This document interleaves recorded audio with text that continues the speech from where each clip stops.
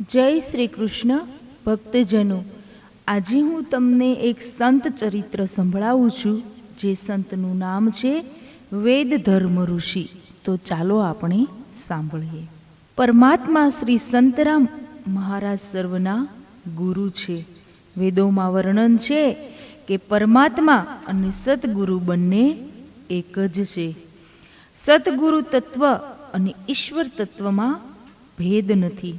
કેટલાક સંતો ભગવાન કરતાં સદગુરુને શ્રેષ્ઠ ગણે છે. પરમાત્માએ સંસારની રચના એવી કરી છે કે બધાનું મન સંસારમાં ફસાયેલું રહે. માનવ સંસારમાં અનેક વાર દુઃખી થાય છે, છતાં તેને સંસાર મીઠો લાગે છે. પુરુષનું મન બગડેલું છે, તેને સ્ત્રી શરીરમાં સૌંદર્ય દેખાય છે. આપણે ત્યાં કેશના સ્પર્શવાળું અન્ન અપવિત્ર માન્યું છે. ભોજનમાં વાળ આવે તો તેને અન્ન ન ખાવું એમ કહ્યું, છતાં સ્ત્રીને પુરુષના શરીરમાં સુંદરતા દેખાય છે. સ્ત્રી પુરુષ પરસ્પરના શરીરમાં ભગવાને મોહ કેમ રાખ્યો છે? જો આ પરસ્પરનો મોહ ન હોત તો બધા ભક્તિ કરત. જો બધા ભક્તિ કરે તો વૈકુંઠમાં ભક્તોની ભીડ વધી જાય. જન્મ મરણની ઘટમાળમાંથી જીવ છૂટતો નથી. સદગુરુ સત્શિષ્યને સમજાવે છે, આ સંસાર સુંદર નથી. સંસાર જેમણે બનાવ્યો તે પરમાત્મા સુંદર છે. સદગુરુ સત્શિષ્યને સમજાવે છે, જે માનવીની બુદ્ધિ બગડી એનું મન બગડ્યું. એને સ્ત્રી પુરુષમાં સૌંદર્ય ભાસે છે. જીવ પરમાત્માનો અંશ છે. આવા જીવને સદગુરુ પ્રભુના માર્ગમાં વાળે છે. જગતનો પતિ પત્નીનો સંબંધ એ માનેલો છે. જીવ સંસારી નથી, તે તો ઈશ્વરનો અંશ છે. જીવ જન્મતા ઈશ્વરનો અને મર્યા પછી પણ ઈશ્વરનો જ છે. જીવ સ્વરૂપને ભૂલ્યો, તેથી દુઃખી છે. સતગુરુ જીવને સંસારમાંથી હટાવી, બંધનમાંથી છોડાવી પ્રભુ માર્ગમાં વાળે છે. વેદ કથા કહે છે, બે મિત્રો હતા. એક રાજા થયો, બીજો કુસંગી બગડ્યો. પરિણામે બંધનમાં પડ્યો. કુસંગમાં પડેલા પૂર્ણદેવને થયું, હું દુઃખી છું, મારો મિત્ર રાજા છે. મિત્ર મને મદદ કરશે. રાજા પણ મિત્રને સુખી કરવા તત્પર છે, પણ મિત્ર તેની પાસે જાય તો ને. જીવ દુઃખી છે તો પરમાત્મા પાસે જતો નથી. જીવ દેહ ભાવમાં ફસાયેલો છે, તે સ્ત્રીમાં, સંપત્તિમાં, ઘરમાં આસક્ત છે. આસક્તિ એ જ બંધન છે. ઉપનિષદમાં બીજી એક કથા બે પક્ષીઓની છે. એક પક્ષી શિવ, બીજું પક્ષી જીવ. શિવ દ્રષ્ટા છે, જીવ સંસાર ભોગવે છે અને બંધનમાં પડે છે. જીવ શિવ પાસે જાય તો સુખી થાય. હું શરીર નથી, શરીરનું સુખ મારું નથી.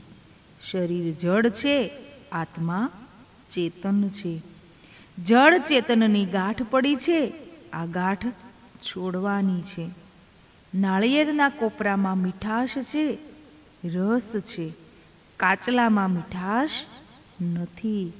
શરીર કાચલી છે, અંદર શુદ્ધ ચેતન આત્મા તે કોપરું છે, રસ છે. સત્સંગ, કથા, કીર્તનથી સ્વરૂપનું ભાન થાય છે. જીવ અનાદિકાળથી બંધાયેલો છે. સાધારણ ભક્તિથી બંધન ન છૂટે. જ્ઞાન દ્રઢ થાય, આત્મભાવ અતિશય દ્રઢ થાય તો દેહભાવ મરે છે. બંધન મોક્ષના ક્ષેત્રમાં ભગવાન ન્યાયાધીશનું કામ કરે છે. ભગવાન કર્માનુસાર જીવને સુખ દુઃખ આપે છે. જે જેવું કરે તેવું તેને ફળ આપે છે. સંત કૃપા કરે છે ત્યારે પ્રારબ્ધ બદલાય છે. સમર્થ સ્વામી રામદાસે મનને સમજાવવા સુંદર બોધ આપ્યો છે. સ્વામી રામદાસનો શિષ્ય ભિક્ષા માગવા નીકળે છે. ત્રિકાલદર્શી બ્રાહ્મણ ભિક્ષા માગનારને જોઈને કહે છે, આજે રાત્રિના તારું મરણ થવાનું છે. તું શા માટે ભિક્ષા માગે છે? ભિક્ષા માગનાર શિષ્ય સ્વામી રામદાસજી પાસે ગયો. તેણે પોતાના મૃત્યુની વાત કરી. સ્વામી રામદાસજીએ તેને રાત્રિના પોતાની સેવામાં, ચરણ સેવામાં રહેવા કહ્યું. રાત્રિનો કાળ આવે છે. શિષ્ય રામદાસજીના ચરણની સેવા કરે છે. શિષ્ય સંત સેવામાં છે, તેથી કાળની હિંમત પણ તેને પકડવાની ન ચાલી. સંત કાળના કાળ છે.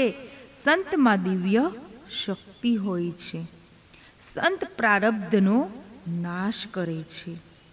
બીજે દિવસે સ્વામી રામદાસે શિષ્યને પેલા ત્રિકાળદર્શી બ્રાહ્મણને ત્યાં ભિક્ષા લેવા મોકલ્યો. ત્રિકાળદર્શી બ્રાહ્મણ, જેણે માગનારના મૃત્યુની આગાહી કરી હતી, તેને જીવતો જોઈ આશ્ચર્ય પ્રગટ કર્યું. શિષ્યનો મૃત્યુયોગ અને પ્રારબ્ધનો નાશ ગુરુ કૃપાએ થયો. ભગવાન સમર્થ છતાં પ્રારબ્ધ બદલી શકતા નથી. પ્રારબ્ધ બદલવાની શક્તિ સદગુરુમાં હોય છે. આપણે ત્યાં 3 દેવ શ્રેષ્ઠ છે: બ્રહ્મા, વિષ્ણુ અને મહેશ. આ 3 દેવો ઉત્પત્તિ, રક્ષણ અને પ્રલયનું કામ કરે છે. આ દેવો એક કામ કરે છે, જ્યારે સતગુરુદેવ 3 કામ કરે છે. સતગુરુ જેના પર કૃપા કરે તેનો નવો જન્મ થાય છે. સતગુરુ જેને અપનાવે અને જેને દીક્ષા આપે તેને દેવ બનાવે છે. જેના પર કોઈ સંતની કૃપા થઈ નથી તે પશુ જેવો છે. સંત કૃપાથી માનવમાં માનવતા આવે છે. માનવ ભક્તિ ન કરે, પરમાત્મા માટે સાધના ન કરે તો તે આત્મહત્યારો છે. તે પોતે પોતાની હત્યા કરે છે. અંતકાળમાં જીવ બહુ ભય પામે છે. જીવને બહુ કષ્ટ થાય છે. જીવે જીવનમાં જે કરવાનું હતું તે ન કર્યું. હવે જીવન એળે ગયું તેની તેને ચિંતા થાય છે. પણ જીવનમાં જીવ પરમાત્મા માટે સાધના કરે તો બહુ શાંતિ મળે છે. જે ભક્તિ કરે છે તેને અંતકાળમાં શાંતિ મળે છે. જીવનમાં માનવ ભક્તિ ન કરે તો તે પશુ કરતાં પણ બદતર છે. ભગવાન આનંદ સ્વરૂપ છે. તેમને ભૂખ તરસ નથી. પ્રભુએ માનવને સુખી કરવા અન્ન જળ બનાવ્યા. ભગવાન વિશ્વંભર છે. બધાને ખવડાવે પણ પોતે ખાતા નથી. જે અતિ ભોજન કરે, અતિ ઉપવાસ કરે તે બહુ સારું નહીં. બહુ ઉપવાસથી અંદર બિરાજેલા નારાયણને ત્રાસ થાય છે. જે અતિ ઉપવાસ કરે છે તે ભગવાનને ભૂલી દાળ ભાતનું સ્મરણ કરવા લાગે છે. ભગવાનના ચરણમાં બેસવું તેનું નામ જ ઉપવાસ. અતિ ભોજન પણ ન કરો. ઘણા ભાગે દુઃખમાં ભગવાન જીવ સાથે રહે છે. પાંડવો વનવાસમાં હતા, દુઃખમાં હતા, ત્યારે ભગવાન કૃષ્ણ વારંવાર તેમની પાસે જતા. ઘણા ભાગે ભગવાન જેમને મળ્યા છે તેમને દુઃખમાં મળ્યા છે, સુખમાં નહીં. સતગુરુ સત્શિષ્યને પરમાત્માનું દાન કરે છે. ધ્યાન ધારણાથી સાધકને પરમાત્માનો આનંદ મળે છે. સતગુરુ આવો આનંદ શિષ્યને સહજમાં આપે છે.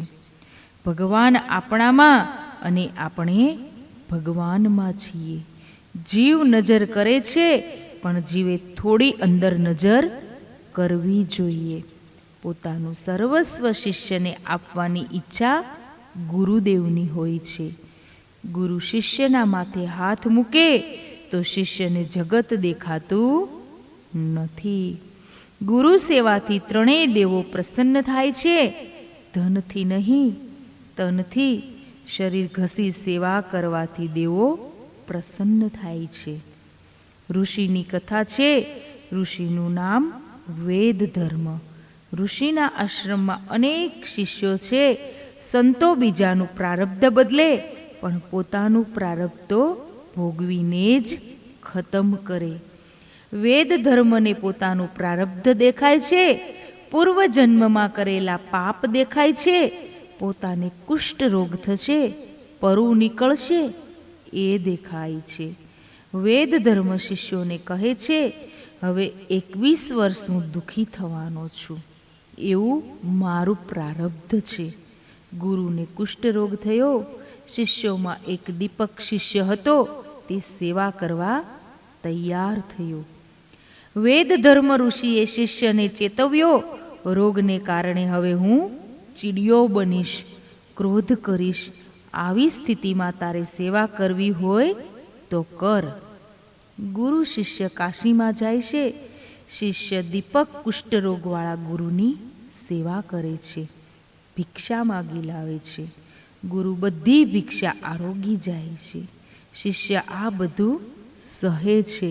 12 વર્ષ સુધી શિષ્ય ગુરુની સેવા કરી. ગુરુ સેવાને અગ્રતા આપી, પણ કાશી વિશ્વનાથના દર્શન ન કર્યા. શિષ્યનું નામ દીપક છે. સાચે જ તેના હૃદયમાં સેવાનો પ્રકાશ પથરાયેલો છે. એકવાર કાશી વિશ્વનાથ દીપક પાસે મળવા આવે છે. ભગવાન તેની ભક્તિથી પ્રસન્ન થયા છે. ભગવાન તેને જે માગવું હોય તે માગવા કહે છે. મારી બુદ્ધિ મંદ છે, હું શું માગું? મારા ગુરુદેવ કહેશે તે માગીશ. દીપક ગુરુને વંદના કરી કાશી વિશ્વનાથના વરદાનની વાત કરી. પોતે શું માગે તેમ પૂછે છે. ગુરુદેવને ક્રોધ આવે છે. પ્રારબ્ધનું દુઃખ 21 વર્ષનું છે, તેમાંથી 12 વર્ષ થયા. ગુરુદેવ કહે છે, તું ભગવાન પાસે વરદાન માગી, હજુ બીજા સેવાના વર્ષો રહ્યા, તેના ત્રાસમાંથી છૂટવા માગે છે. તું દુષ્ટ છે, મારે મારું પ્રારબ્ધ ભોગવવું છે. ગુરુએ દીપકનો તિરસ્કાર કર્યો. દીપકે ક્ષમા માગી. દીપકે કંઈ માગવાની ઈચ્છા નથી તેમ ભગવાન શિવને કહ્યું. વૈકુંઠમાંના નારાયણને શિષ્ય દીપકના દર્શનની ઈચ્છા થઈ. જે સદગુરુદેવની સેવા કરે છે તેના દર્શન કરવા ભગવાન સ્વયં આવે છે. શિષ્ય દીપકને કહ્યું, ઘણા બધા તમારી ભક્તિ કરે છે, તમારા દર્શન માટે તલસે છે, તેમને નહીં અને મને દર્શન દેવા પધાર્યા, આનું કારણ શું? ભગવાને કહ્યું, જે સદગુરુની સેવા કરે છે તેને મળવા હું આવું છું. તમારા જીવનમાં કોઈ સંતની પ્રાપ્તિ થાય તેવી ઈચ્છા તો સંત સેવા કરો.